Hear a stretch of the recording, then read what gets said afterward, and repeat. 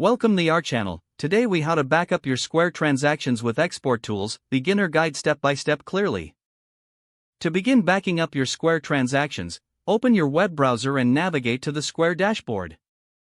Log into your Square account using your credentials.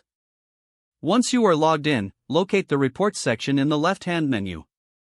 Click on Reports to access various reporting options related to your transactions. In the Reports section, you will see different categories like sales, taxes, and discounts. Choose the Sales Summary report to get a comprehensive overview of your transaction data. Adjust the date range at the top of the page to include the period you want to back up. Once you've set the desired date range, click on the Download button.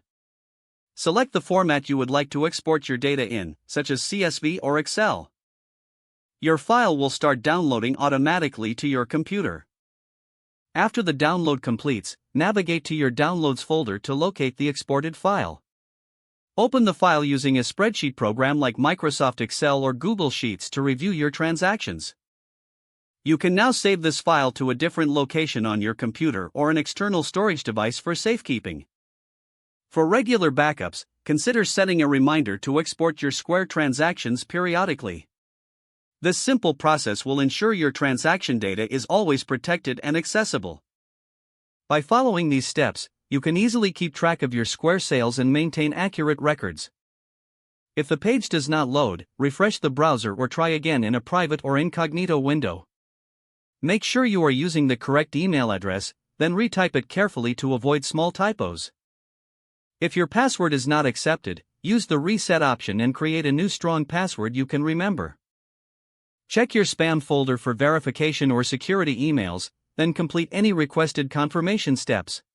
Enable two-factor authentication if available to improve account security and reduce unauthorized access risk.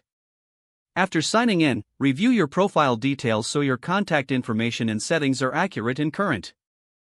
If you see an error message, note it down and try again after restarting your device and internet connection.